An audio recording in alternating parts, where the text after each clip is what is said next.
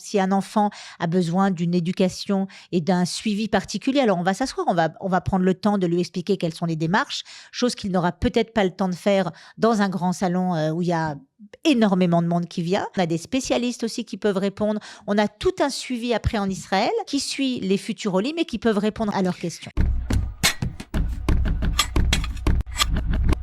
Le projet Tzion Bassalon, vous en avez entendu parler depuis 6 mois. L'équipe de Qualita et de la mairie de Jérusalem sont venus chez vous dans vos maisons pour vous rencontrer. Vous étiez 300 à répondre à l'appel. On espère que vous serez encore plus nombreux. Pour en parler, nous avons Sylviane Barou sur le plateau. C'est elle qui est responsable du projet pour Qualita. Sylviane, bonjour et bienvenue. Bonjour Cathy. Alors Tzion Bassalon, on en a parlé, on a vu des messages passer dans tous les sens. Mais c'est quoi exactement? Alors, on sait que c'est une espèce de rencontre chez les gens, mais c'est plus que ça quand même, Sylviane. Alors, bonjour Cathy, c'est beaucoup plus que ça.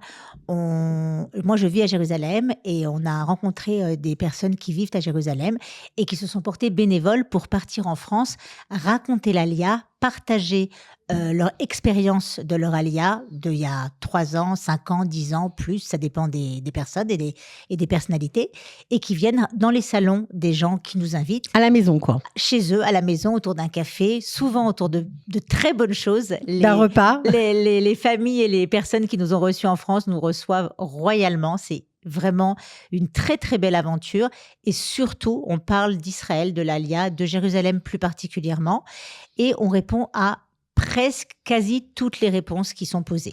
Alors, on parle toujours de choses très concrètes, de l'emploi, du travail, de la ville, etc. Mais est-ce que c'est vraiment ça qui est un frein à l'Alia ou c'est plus profond que ça? Alors, il y a des choses techniques où les Juifs de France, la communauté juive de France, se posent beaucoup de questions. Il y a quand même beaucoup d'a priori, beaucoup d'inquiétudes par rapport à l'Alia pour certains, pas pour tous. Donc nous, on vient aussi un petit peu, entre guillemets, casser les codes, raconter la réalité d'Israël, la réalité de Jérusalem et l'effervescence qu'il y a autour d'une Alia, d'une vie en Israël, d'une nouvelle vie, d'un renouveau. Et on vient en fait rassurer. Le but, c'est aussi de rassurer les personnes, mais de leur dire toute la vérité, rien que la vérité. Donc, on va poser des questions très techniques sur le loyer, sur l'hébreu, sur le travail. Donc, effectivement, une alia, c'est un redépart vers autre chose. C'est un redébut, une renaissance sur une nouvelle vie. Donc, il y a des embûches, mais nous, on est là et on les accompagne.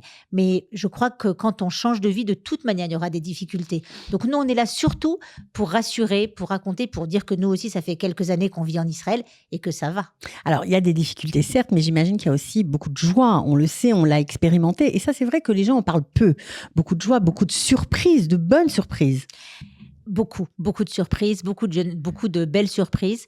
Honnêtement, moi, ça fait pas mal d'années que je vis en Israël et j'ai souvent beaucoup de belles surprises. Et le point, je dirais, culminant et qui est important, c'est déjà de vivre libre en Israël. On est libre de vivre sa vie, sa judéité, sa religion si on est religieux.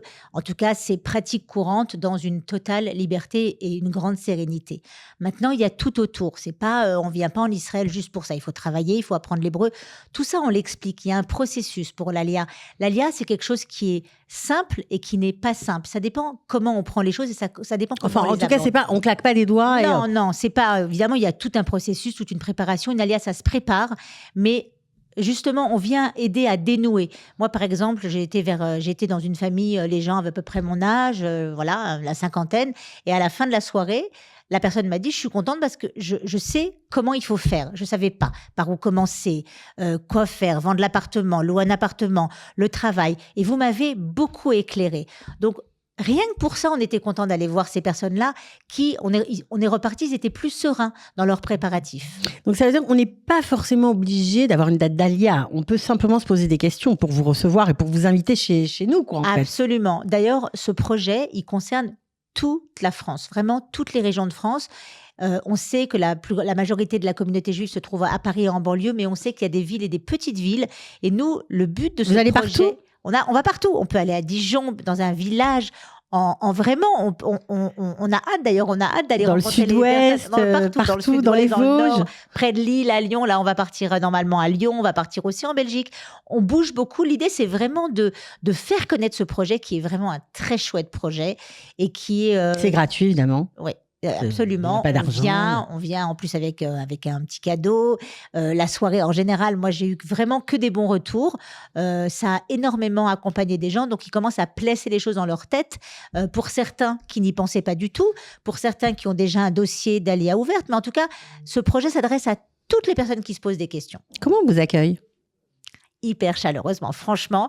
Moi, je suis arrivée dans plusieurs familles où il y avait des petits drapeaux d'Israël.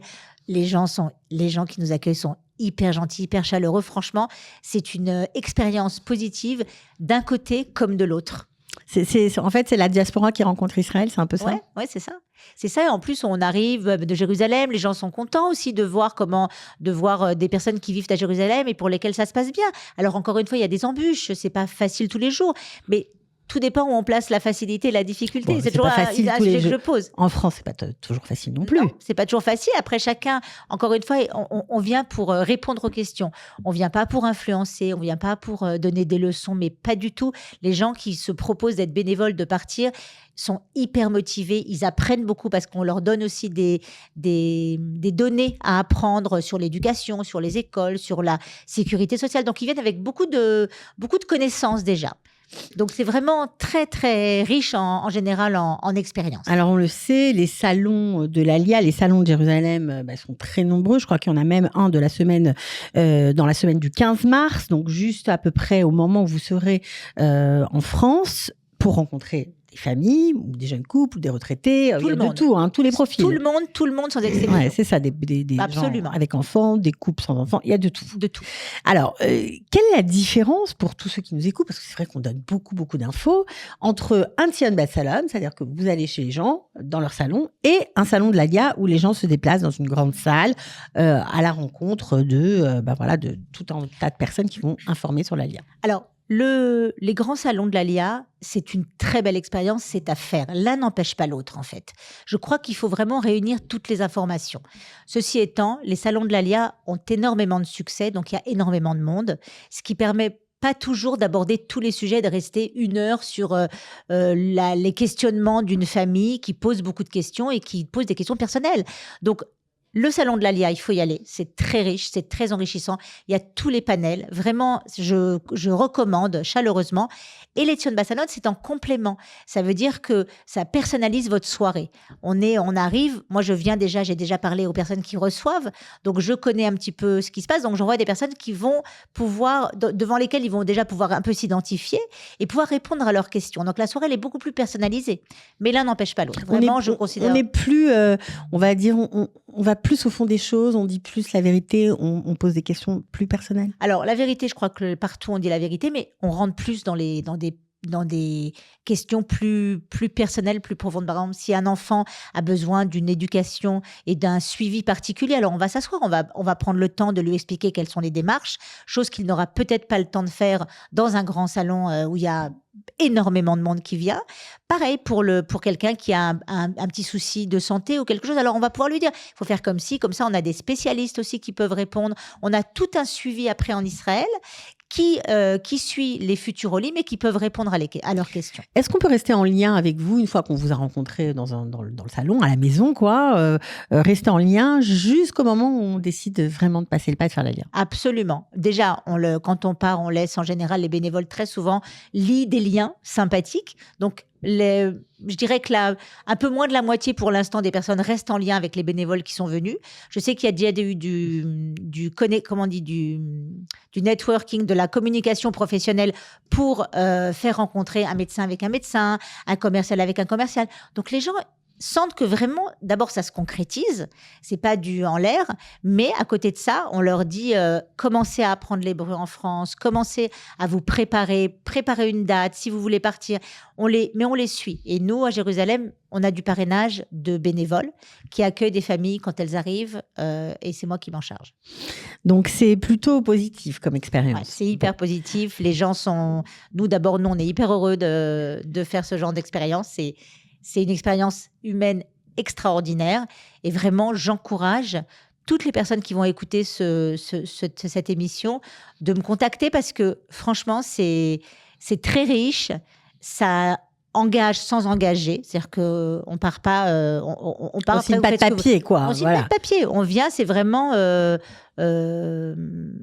bienveillant.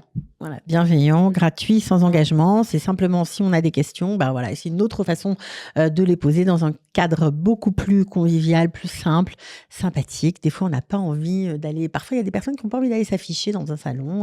Déjà, et puis justement, je parlais des personnes qui sont un petit peu isolées et qui n'ont pas forcément une communauté ou une synagogue à côté de chez eux.